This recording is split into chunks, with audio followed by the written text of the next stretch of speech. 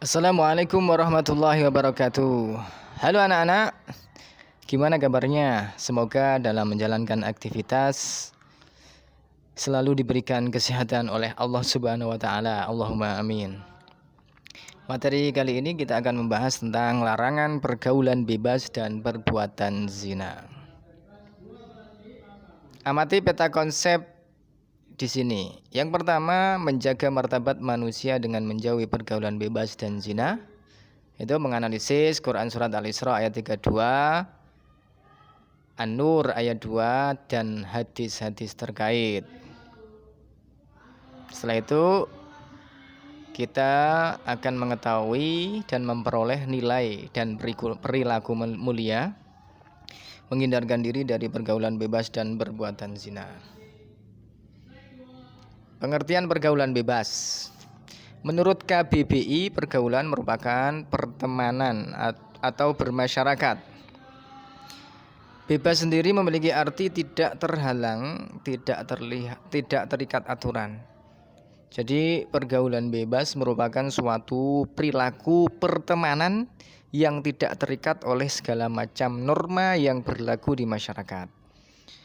Menurut Gunarsa, pergaulan bebas adalah pergaulan yang luas antara pemuda dan pemudi, tidak terlalu menekankan pengelompokan yang kompak antara dua orang saja, akan tetapi antara banyak muda-mudi. Sedangkan menurut agama, pergaulan bebas adalah proses dengan orang lain terlepas dari ikatan yang mengatur pergaulan, sebagaimana tertuang pada Quran surat An-Nur ayat 30 sampai 31. Jenis-jenis pergaulan bebas. Yang pertama adalah merokok atau penyalahgunaan narkoba, seks bebas, tawuran dan membuat kerusuhan, sering menghabiskan waktu di dunia dengan foya-foya atau di dunia gemerlap malam, contohnya party, clubbing dan sebagainya. Akibat pergaulan bebas, yang pertama tertular infeksi yang menular seksual, ya, yang berkaitan dengan seksual. Kemudian terkena HIV/AIDS, kehamilan di luar pernikahan, kemudian dikucilkan dari lingkungan sosial karena tindak kriminal atau kejahatan. Faktor-faktor penyebab pergaulan bebas di kalangan remaja: rendahnya taraf pendidikan keluarga, seperti keluarga yang mengizinkan sang anak ini berpacaran tanpa ada pengawasan yang menyebabkan anak terjerumus ke dalam pergaulan bebas. Kemudian kedua, orang tua yang kurang memperhatikan pergaulan anak, yaitu orang tua yang sibuk dengan pekerjaannya sehingga anak tidak bisa diperhatikan dengan maksimal. Yang ketiga, kurang berhati-hati dalam berteman. Contohnya, teman menuntun kita ke arah negatif terjadi karena berteman dengan orang yang tidak baik. Kemudian keadaan ekonomi keluarga, contohnya anak yang putus sekolah karena ekonomi keluarga yang rendah, membuat perilaku sang anak menjadi tambah parah. Cara mengatasi pergaulan bebas terhadap anak, yaitu memperbaiki cara pandang, jujur pada diri sendiri, menanamkan nilai ketimuran, menjaga keseimbangan pola hidup, banyak beraktivitas secara positif, berpikir tentang masa depan, menegakkan aturan hukum, mengurangi menonton konten-konten pornografi yang mengandung unsur seksual, selalu membaca buku yang memberikan motivasi yang baik, kemudian berkomunikasi dengan baik dengan orang, mengadakan sosialisasi tentang bahaya pergaulan bebas. Nah, kita bahas sekarang adalah perbuatan zina. Pengertian zina sendiri berasal dari kata zana yazni, yang artinya adalah hubungan layaknya suami istri antara perempuan dengan laki-laki yang sudah mukallaf atau baligh tanpa ikatan pernikahan yang sah menurut syariat Islam. Hukum zina. Terkait zina, semua ulama sepakat bahwa zina hukumnya adalah haram. Bahkan zina dianggap sebagai puncak keharaman. Hal tersebut didasarkan pada firman Allah dalam Quran surat Al-Isra ayat 32. Kemudian menurut pandangan hukum Islam, perbuatan zina merupakan dosa besar yang dikategorikan sebagai perbuatan yang keji, hina dan buruk. Kategori zina itu dibagi menjadi dua macam. Yang pertama adalah zina muhsan. Zina muhsan adalah pezina sudah balik, berakal, merdeka, dan sudah pernah menikah. Kemudian yang kedua zina ghairu muhsan, yaitu pezina masih lajang dan belum pernah menikah. Hukuman bagi pezina. Zina muhsan hukumnya adalah dirajam sampai mati. Hukuman rajam dilakukan dengan cara pelaku dimasukkan ke dalam tanah hingga dada atau leher.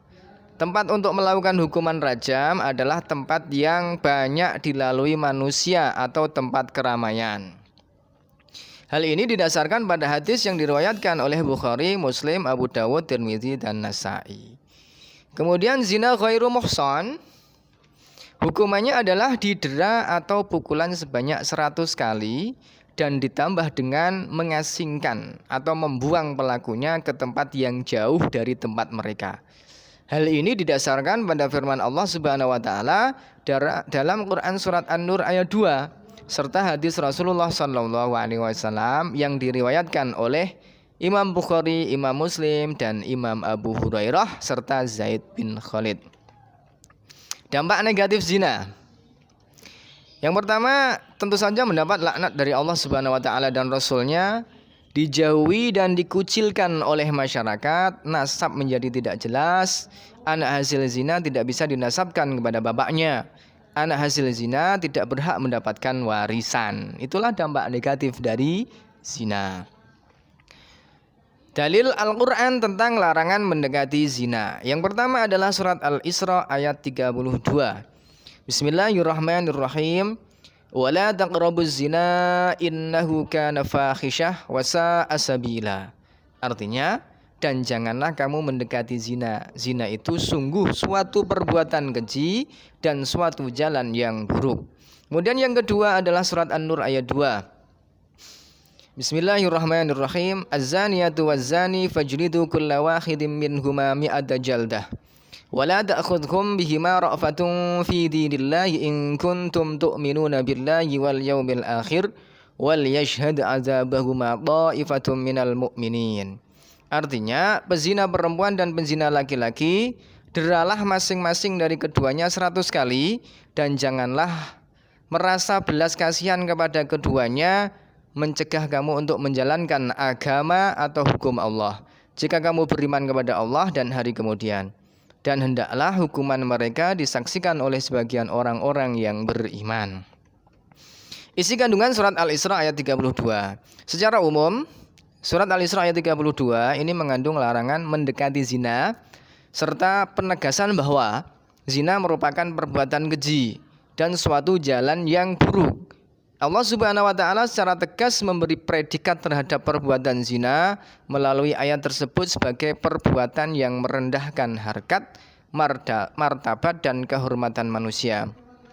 Karena bahayanya perbuatan zina, sebagai langkah pencegahan, Allah Subhanahu wa taala melarang perbuatan yang mendekati atau mengarah kepada zina. Isi kandungan surat An-Nur ayat 2 ini adalah yang pertama. Ini tentang perintah Allah untuk mendera pezina perempuan dan pezina laki-laki masing-masing 100 kali. Orang yang beriman dilarang berbelas kasihan kepada keduanya untuk melaksanakan hukuman Allah. Ketika pelaksanaan hukuman tersebut disaksikan oleh sebagian orang-orang yang beriman. Nah, sekarang kita bahas tentang hukum bacaan tajwid Quran surat Al-Isra ayat 32. Lafal wala, hukum tajwidnya adalah mad tabi'i. Az-zina itu adalah alif lam syamsiyah. Kemudian innahu disebut dengan mad silah. Wasa'a, hukum bacaannya adalah mad wajib muttasil. Kemudian hukum bacaan surat An-Nur ayat 2. Yang pertama, fajlidu itu disebut dengan qalqalah sughra min huma izhar halqi ra'fatun fi ikhfa hakiki. Ta'ifatun mad wajib muttasil. Hadis tentang larangan mendekati zina. An Jabir bin Abdullah qala qala Rasulullah sallallahu alaihi wasallam, "Wa man kana yu'minu billahi wal yawmil akhir fala yakhluwanna bi imra'atin laisa ma'aha dzu mahramin minha fa inna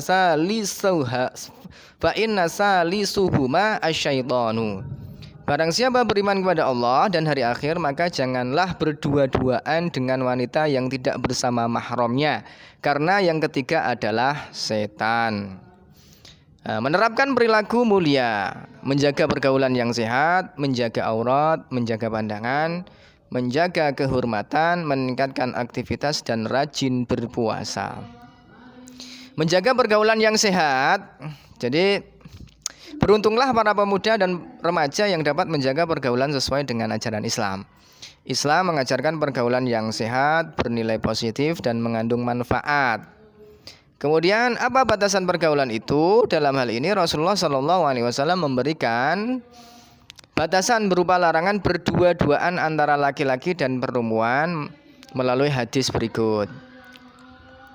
Ani bin Abbasin annahu sami'a an-nabiyya sallallahu alaihi wasallam yakhlubu yaqulu la yakhluwanna rajulun bi imra'atin illa wa ma'adzu mahramin wa la tusafirul mar'atu illa ma'adzi mahramin.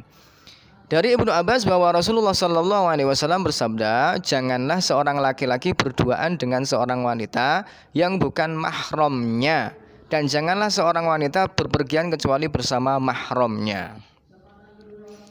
Kemudian menjaga aurat. Aurat merupakan bagian dari tubuh yang harus dilindungi dan ditutupi agar terjaga dari pandangan lawan jenis.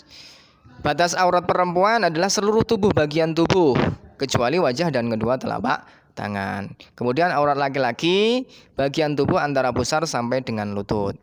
Nah, agar aurat perempuan tertutup, maka diwajibkan untuk menggunakan jilbab dan pakaian yang dapat menutupi seluruh tubuhnya, termasuk menutupi bagian dada. Ya, terima kasih. Itu tadi penjelasan tentang larangan pergaulan bebas dan perbuatan zina. Semoga kita bisa mengamalkan untuk menghindari dari pergaulan bebas dan zina. Wassalamualaikum warahmatullahi wabarakatuh.